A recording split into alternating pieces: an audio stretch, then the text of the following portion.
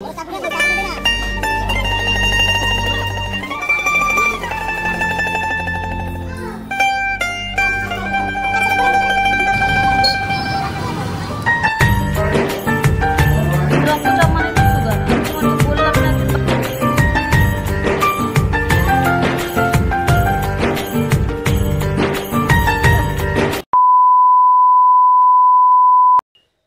Guys, good morning. আমি সুস্মিতা, আমার নতুন একটা ব্লগে তোমাদের অনেক অনেক স্বাগত। আশা করছি সবাই খুব ভালো আছো, সুস্থ আছো। আর আমি চাই সবাই খুব খুব ভালো থাকো, সুস্থ থাকো। আর তোমাদের ভালোবাসা নিয়ে আমি আরো একটা নতুন ব্লগ শুরু করছি।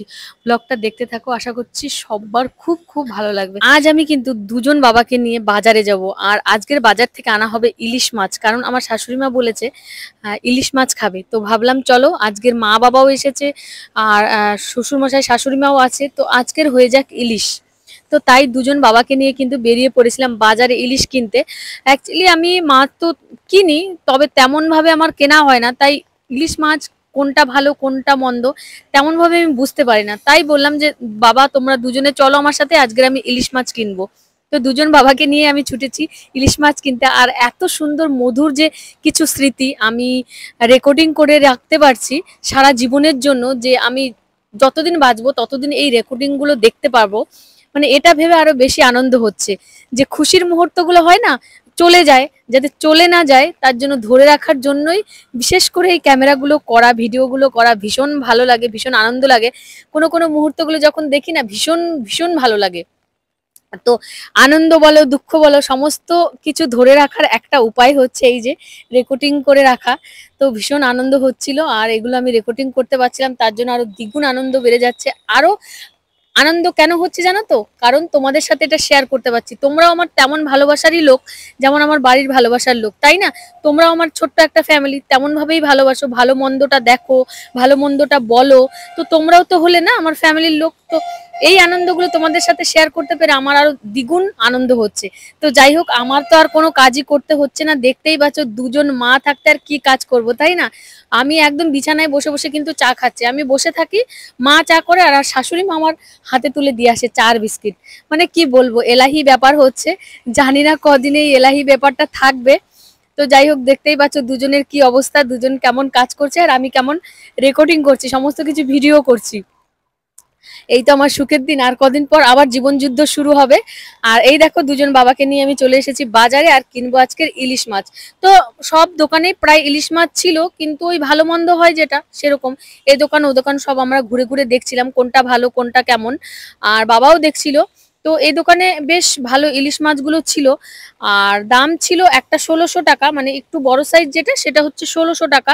আর যেটা একটুখানি ছোট সাইজ সেটা হচ্ছে 1000 টাকা। ছোট বলতে একদম ছোট নয়, মানে যেগুলো ভালোই বড়, প্রায় 1 কেজির থেকে একটু বেশি বা 1 কেজি হবে, সেইগুলো 1600 টাকা। আর যেটা একটু 1 কেজির থেকে ছোট সেইগুলো হচ্ছে 1000 টাকা আর কি, সরি। তো যাই হোক, বাবা এই যে বাছতে শুরু করলো কোনটা ভালো কোনটা মন্দ, কারণ আমি তো তেমন ভাবে চিনি না ইলিশ মাছটা। আর ইলিশ মাছ গোল, চ্যাপ্টা, লম্বা এসবের ব্যাপার আছে, কারণ যারা কেনে তারাই জানে। আর বাবা তো ভালো ইলিশ মাছ কিনতে জানে, তাই জন্যই দুজন বাবাকে নিয়ে ছুটলাম। তো যাই হোক, ফাইনালি আমাদের ইলিশ মাছটা নেওয়াও হয়ে গেল। আর এই যে দেখো বাবার হাতে ইলিশ মাছ। তো যাই হোক, এবার আমরা বেরিয়ে পড়বো বাজার থেকে। আর বাজারের যা দৃশ্য, প্রচন্ড ভিড় এইখানে, তো প্রচন্ড ভিড়। মানে কি বলবো, এই জায়গাটা না মানে ক্রস করতে কতক্ষণ সময় লাগে তার হিসাব নেই, তবু এখন ভিড়টা কম আছে এই জায়গাটার ভিড়টা। মানে এমন ভিড় হয় মাঝে মধ্যে যে ওইটুকু ক্রস করতে করতেই 15 থেকে 20 মিনিট লেগে যায়, এতটা ভিড় হয়। বিশেষ করে ওই মনে করো 11টা, সাড়ে 11টার দিকে এই ভিড়টা হয়। আবার 10টার দিকেও হয়, স্কুলের টাইম তো। স্কুলের এখন তো স্কুলেরও সেরকম কোনো টাইম নেই, মানে 7টা 8টার সময়ও স্কুলে যাচ্ছে সবাই। তো যাই হোক, 11টার দিকে একটু বেশি ভিড় হয়। আর হচ্ছে সন্ধেবেলা 6টা সাড়ে 6টা নাগাদ প্রচন্ড ভিড় হয়। তো যাই হোক, আমরা ফাইনালি কিন্তু সমস্ত কিছু নিয়ে বাড়িতে চলে এসেছি। কিছু দুধ নেওয়ার ছিল, বিস্কুট নেওয়ার ছিল। আমি একটুখানি রাস্তার মধ্যে দাঁড়িয়েছিলাম, সেখান থেকে আমরা চলে এলাম, একদম ফাইনালি বাড়িতে চলে এসেছি, দেখতেই পাচ্ছ। আর এসে দেখি মা ওরা সমস্ত কিছু রেডি করে দিয়েছে। আর এই দেখো পটল ভাজাও বসিয়ে দিয়েছে, ভাতও বসিয়ে দিয়েছে। আর এই যে কাঁকড়া মাছটাও এনেছিলাম, এটা তোমাদের দেখানো হয়নি, এটা কিন্তু 400 টাকা কেজি এখানটাতে।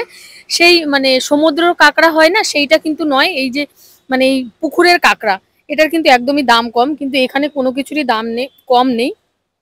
তো যাই হোক, আমি ইলিশ মাছটা পোস্ত দেবো, সর্ষে দেবো, কাঁচা লঙ্কা আর একটু কাজু কিশমিশ দিয়ে ভালো করে বেটে নেব। আর আমি আজকের ইলিশ মাছের ভাপাই করব, আর তাই জন্য আমি সমস্ত কিছু রেডি করেছি। আর জানো তো কচু শাক দিয়ে ইলিশ মাছের মাথা দিয়ে ঘন্ট করলে কতটা টেস্ট লাগে, তাই না? কচু শাক ইলিশ মাছের মাথা দিয়ে যেন একটা বিখ্যাত, সেই কোন একটা ছবিতে ছিল না, ইলিশ মাছের মাথা দিয়ে কচু শাক খাওয়ার ঘন্টটা, সেই জানি না ছোট বউ না কি একটা বইয়ে ছিল। তো যাই হোক, ওটা একদম বিখ্যাত, আমরা ছোটবেলা থেকেই শুনে এসেছি ইলিশ মাছের মাথা দিয়ে কচু শাক খেলে ভীষণ ভালো লাগে। তো মা বাড়ি থেকে কচু শাক নিয়ে এসেছিল, তো সেটা কেটে টেটে একদম রেডি করে সেদ্ধ করে রেখেছে। আমি বাজারে গিয়েছিলাম, এসে দেখি সমস্ত কিছু কমপ্লিট। এবার শুধু আমি রান্নাটা করব, কারণ সকলেই আমার হাতের রান্নাটা বেশ পছন্দ করে, তাই আমি রান্নাটা করি, সমস্ত কিছু ওরা জোগাড় করে দেয়। দেখতেই পাচ্ছ, মা পুজো দিচ্ছে, একজন কচু টুচু কেটে রেডি করছে, সমস্ত কিছু করছে, আর আমি মাছটা এনে শুধু ওই মশলাগুলো বেটে মাছটা ভালো করে মেখে মাছটা কিন্তু রান্না করব। তো সত্যি বলছি, এত আনন্দের দিনগুলো যাচ্ছে, আর আনন্দের দিনগুলো না খুব তাড়াতাড়ি কেটে যায় আর কি। আর দুঃখের দিন কাটতে চায় না, তো যখন আমি একা থাকি না, সেই দিনগুলো না আমার প্রহরগুলো যেন কাটে না। আর এই যে আমি এখন আছি না, কোন দিক দিয়ে যে সময় চলে যাচ্ছে আমি টেরই পাচ্ছি না যে কোন দিক দিয়ে আমার সময়টা বেরিয়ে যাচ্ছে। আর যখন আমি একা একা থাকি, উফ, এই 8টা বাজলো, এই 7টা বাজলো, এমন ভাবেই চলে যায়।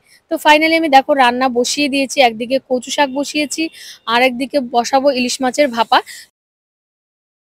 প্রথমে আমি ইলিশ মাছটাকে মেখে রাখবো, তোমরা তো দেখলেই যে আমি ইলিশ মাছটাকে ভালো করে মেখে রেখেছি।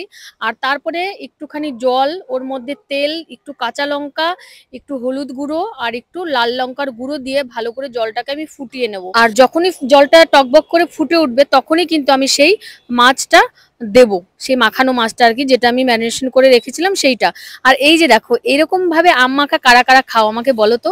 আমি কিন্তু ভীষণ পছন্দ করি। আর আমাদের না গ্রামের বাড়িতে অনেক গুলো গাছ আছে, আম গাছ। তো সেরকম না, আমরা যখন আমটা পাকে, তো সেই পাকা আমটা না কি করি জানো তো, সে কেটে কেটে কাসুন্দি দিয়ে নুন আর লঙ্কা দিয়ে ভালো করে মাখে, এত টেস্টি লাগে। তোমরা যদি কেউ না খেয়ে থাকো না, অবশ্যই খাবে। আমার কাছে ভীষণ একটা পছন্দের জিনিস আম মাখা। যখন আমার মা ছিল, মানে বড় মা, তো তখন হচ্ছে গিয়ে ওই মা আমাকে মেখে মেখে দিত, আমার তো ভীষণ ভালো লাগতো। আর আস্তে আস্তে সবাই ওটা খেতে শুরু করলো, সবারই পছন্দের একটা ডিশ হয়ে উঠলো আম মাখাটা। তো যাই হোক, দেখতেই পাচ্ছ, এবারে আমি দেখো সেই মাখানো মাছগুলো আমি আস্তে আস্তে করে ছেড়ে দিচ্ছি। আর ঢেকে দেবো ছেড়ে দিয়ে, কারণ অনেকটাই তো সময় লাগবে না, কারণ এটা কাঁচা মাছ ছিল। আর এইদিকে দেখো আমি কচু শাকের ঘন্টটা বসিয়েছি মাছের মাথা দিয়ে, আমার কাছে কিন্তু বেশ লেগেছে। আর আমি কচু বলতে সমস্ত কিছুই ভালো খাই। যেমন হচ্ছে গিয়ে এই যে কচুর যত রকমের ডিশ আছে, যেমন কচুর লতি বলো, কচু বলো, কচু শাক বলো, সমস্ত কিছুই আমার বেশ ভালো লাগে। আমি কিন্তু বেশ পছন্দ করি সমস্ত ডিশ। আর তাই জন্যই মাকে বলেছিলাম, বাড়িতেই আছে বাড়ির জিনিস, আর বাড়ির জিনিস খাওয়ার মজাই একটা আলাদা, তাই না? তাই জন্যই মা নিয়ে এসেছে আর আমি রান্না করলাম। যাই হোক, আর ডালও রান্না করেছিলাম, এই যে দেখো ডাল দিয়ে ওই যে আমরা রুটি টুটি খেয়েছি সকালে, আর অনেকটাই বেঁচে আছে, তো দুপুরেও হয়ে যাবে। আর তারপরে কচু শাক আর ইলিশ মাছ, এটাই রান্না করেছি। আর দেখতে পাচ্ছ তো, একটা ভীষণ অঘটন ঘটেছে, একটার উপর একটা আমার হয়েই যাচ্ছে হয়েই যাচ্ছে, সত্যি বলছি। ভীষণ অঘটন ঘটছে কয়েকদিন ধরে, আমার সারা গায়ে দেখতেই পেয়েছো যে কি একটা উঠলো। তো সেইটা গেল, তারপরে একদম তেল ছিটে এসে আমার সমস্ত গা, হাত, পা, মুখ সমস্ত কিছুতে তেল ছিটে এসেছিল, তেল লেগেছে, সেটা পুড়ে গেছে। তারপরে দেখো, এটা আমি গ্যাস সিলিন্ডার, গ্যাস শেষ হয়ে গেছিল, তো সিলিন্ডারটা আমি যখনই মানে চেঞ্জ করতে যাই, তখনই আমার হাতে সিলিন্ডারটা পড়ে গিয়ে একদম পুরো ছেঁচা লেগে যায়। মানে 3-4 দিন যেন ব্যথায় আমি আঙুলটা নাড়াতে পারিনি, এত কষ্ট হচ্ছিল। স্প্রে দিয়ে দিয়ে এটাকে আমি কমিয়েছি, অনেকটা কম হয়েছে। তো যাই হোক, তারপরে খাওয়া দাওয়া আমাদের কমপ্লিট। আর দেখো এখন ওই বিকেল 5:30 বাজে, আর এখন আমার মেয়েকে আনতে যাচ্ছে দুজনে মিলে। প্রত্যেকদিন কিন্তু আমার শ্বশুর মশাই যান, উনি হচ্ছে আনেন তোতাকে। আর আজকের হচ্ছে মা, মানে 2 মা যাবে আনতে। আর এই যে দেখতেই পাচ্ছ যে একে জুতো পরানো নিয়ে তাণ্ডব চলছে, কারণ ওই শয়তানি দুষ্টুমি, কিছু করতে চায় না, জুতো পরতে চায় না, দুষ্টুমি করে সারাদিন, যেই পরাচ্ছে সেই খুলে দিচ্ছে হাত থেকে। আর এই যে দেখো, এবারে ওনারা দুজনে বেরিয়ে পড়ছে। আর আমার ছেলেকে কিছুতেই তারা রেখে যেতে পারবে না। সত্যি বলতে কি জানো তো, এই সিঁড়ি বয়ে উপরে ওঠা নিচে নামা না, কোলে করে নিয়ে ভীষণ কষ্টকর হয়। তো ওকে কিছুতেই ঘরে রেখে দেওয়া যাবে না। আর যেহেতু দুজন আছে, দিদুন ঠাম্মা সব আদরের জিনিস, তাই না? তো কেনই বা থাকবে, হোক না কষ্ট, সব দিন তো আর করেন না, কিছু কিছু দিন তো করতেই হবে, তাই না? নাতি নাতনির জন্য এইটুকু স্যাক্রিফাইস তো চলে, কোলে করে 3 তলায় ওঠা। যাই হোক, খিদেও পেয়ে যাবে আর হচ্ছে ঘোরাও হয়ে যাবে, আর সোনা পাপা তাদের ঠাম্মা দিদুনের সাথে ঘুরতেও পারবে। তো দেখো দুজনে বেরিয়ে পড়েছে আর আমি পেছন থেকে ওই করছি ক্যামেরা। আমার তো কোনো কাজ নেই, আহ, থাল ধোয়া নেই, ঘর মোছা নেই, ঘর ঝাড়ু দেওয়া নেই, চা বানানো নেই, বাসন ধোয়া নেই, কিচ্ছু নেই, শুধু আমি কোনো রকম একটু রান্না করি। আর আনাজপাতিও কোটার নেই, কিচ্ছু নেই, বললাম তো, শুধু একটু রান্না করি, ভাতটাও তারা বেড়ে দেয়, আমি শুধু বসে বসে খাচ্ছি আর ভিডিও বানাচ্ছি আর তোমাদের সাথে শেয়ার করছি। তো যাই হোক, আমার মেয়েকে নিয়ে চলে এসেছে এবার সন্ধ্যার টাইম, মা আবার দেখো চা বসিয়েছে। মাই কিন্তু দুবেলার চা বানায়, আর আমি তো বসে বসে খাই, বললাম মা চা বানায় আর শাশুড়ি মা আমার বেডে দিয়ে আসে, আমি তো বসে বসে খাই। তো যাই হোক, দুজনে সারা দিন কাজ করছে, দেখতে পাচ্ছ তো, ছোট সংসার। সবাই বলে ছোট সংসার কি করতে হয়, তো যারা করে তারাই মাত্র জানে যে সংসারে কি করতে হয়। শেষ হয় না সারাদিনও, আমার কাজ তো শেষই হয় না সারাদিনে। আর এরা চলে গেলে বাবুকে নিয়েই আমার মানে তাকে স্নান করানো, তাকে খাওয়ানো, তার দিকে খেয়াল রাখা, সেটা করব না তো, তাকে সমস্ত কিছু রেডি করব নাকি রান্না করব, মানে আমার তো শেষই হয় না সারাদিন। মানে নিজের জন্য 5 মিনিট আমি সময় পাই না, যে নিজেকে একটু খেয়াল রাখবো, নিজে একটু রেডি হব, এরকম কিছু করারই আমি সময় পাই না। তবে হ্যাঁ, এই ভিডিওর থ্রুতে আমি একটু রেডি হই ভিডিও করার জন্য। যদি এই ভিডিও আমিতে না থাকতাম বা এই সোশ্যাল মিডিয়াতে না কাজ করতাম, তাহলে না মনে হয় আমার মানে চুলটা আঁচড়ানো হতো না, সত্যি বলছি। এমন এমন কয়েকদিন চলে যায় যে আমি মাথা আঁচড়ানোর সময় পাই না। তো যাই হোক, দেখতেই পাচ্ছ মা আমাকে চা এনে দিল, মানে শাশুড়ি মা এনে দিয়েছে আর মা বানিয়েছে চা, তো এনে দিয়েছে। আর আমি বসে বসে চাটা খেলাম, খেয়ে দেখো আবার ভিডিও করতে শুরু করেছি তোমাদের সাথে শেয়ার করব বলে, এই আনন্দের মুহূর্তগুলো, খুশির মুহূর্তগুলো। তো যাই হোক, তারপরে হচ্ছে আমি চাটা খেয়ে একটু ভাবলাম সকলকে পপকর্নটা ভেজে দেই, আছে অনেক দিন ধরেই। তো খাওয়ারও তেমন লোক নেই, আর এরা চলে গেলে আরো খাবে কে, খাওয়ার একদমই লোক নেই, আমার তো সময় নেই যে পপকর্ন ভেজে আমি আবার খাবো। তো যাই হোক, তাদের জন্যই আমি একটু করি, এটাই ভাবলাম। তো তাই জন্য দেখো পপকর্নটা বার করেছি এই যে। আর জানোই তো পপকর্ন ভাজার নিয়মটা সবাই জানো, প্রেসার কুকারের সিটি আর রাবারটা খুলে দিয়ে ভাজতে হবে, তাহলে কোনো অ্যাক্সিডেন্টের ভয় থাকবে না। দেখতেই পাচ্ছ ভাজা হয়ে গেছে, আর সকলে কিন্তু থালা বাটি নিয়ে নিচে বসেও পড়েছে খাবার জন্য। আমার মেয়ে তো ফার্স্ট, কারণ ও পপকর্ন ভীষণ পছন্দ করে। আর মা বাবা সবাই বসে গেছে, আরো ছিল ছোলা ভাজা টাজা এইসব। সত্যি বলতে কি জানো তো, সন্ধেবেলা একটু চা বিস্কিট, ছোলা ভাজা হচ্ছে বা পপকর্ন বা পাকোড়া এইসব একটু খেলে ভালোই লাগে, কারণ ওই দুপুরবেলা ভাত খাওয়ার পর তো আর কিছু খাওয়া হয় না, একটু খিদেও পেয়ে যায়। তো যাই হোক, সবাই ভালো থেকো, সুস্থ থেকো, সকলকে অনেক অনেক ধন্যবাদ, অনেক অনেক ভালোবাসা আমার ভিডিও দেখার জন্য, আমাকে ভালোবাসার জন্য। সত্যি বলতে কি, এই ভালোবাসার স্মৃতিগুলো তোমাদের সাথে শেয়ার করতে পারছি বা আমি রেকর্ডিং করে রাখতে পারছি, এটা সব থেকে বড় বিষয় আমার কাছে, কারণ এই সুখের মুহূর্তগুলো না সবসময় পাওয়া যায় না।